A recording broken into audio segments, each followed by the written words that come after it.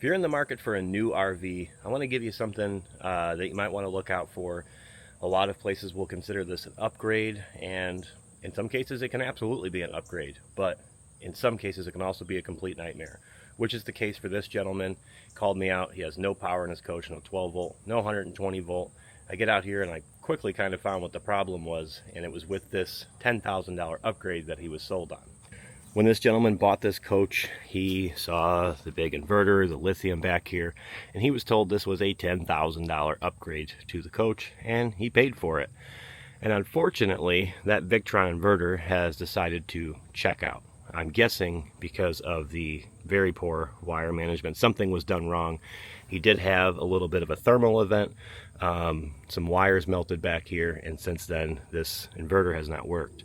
Now, I got the inverter opened up and have confirmed that it is not doing what it's supposed to be doing. I don't know why.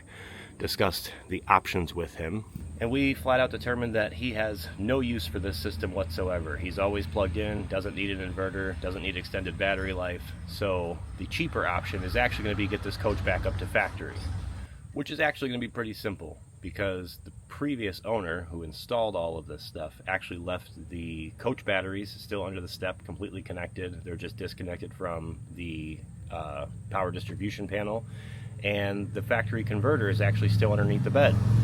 So really we're just going to eliminate all this stuff, get it taken out from the transfer switch, and get it back up to where everything is set as it is in factory.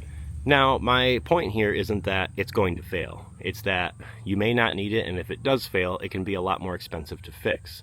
Also, you do not know the integrity of the work that was completed. For instance, pulling out the breakers and circuit protection, I had wires that were just flat out falling out of the breakers. They were never tightened into the lugs properly. Wire management is awful.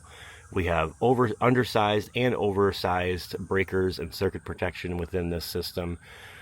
Mismatched wire gauges all over the place. It's not professionally installed, in my opinion.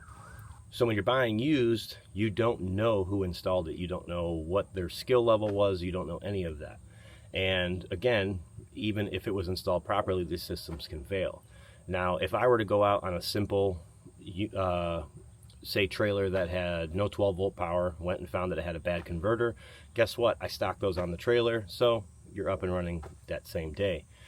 Coming out to something like this, if they did like the system and want to keep it, well, I'm not going to have these parts on the truck. The dealer's not going to have these parts in stock, so you're going to be waiting additional time to get it fixed, waiting on parts. So I'm not necessarily saying that if your coach has an upgrade to it, not to buy it. If you find a good used unit and this all looks like it was installed properly, it's been inspected, then go for it, especially if you can utilize this system. My main point, again, is to exercise caution when buying used units that have these setups. Don't let them try and sell you too much on these. I added up everything that was in here, and it was nowhere near what they claimed that this system was worth when they tacked on that additional cost to this used Coachman. And also figure out if you, again, even need something like this.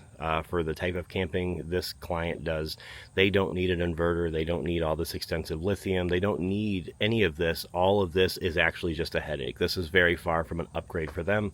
Make sure that you're not in a similar situation and that you're not just paying for something that can end up being a lot more of a headache than it is a benefit for you. If you guys are interested in seeing more RV tech tips, tricks, and even some tours, make sure you guys are pressing that subscribe button.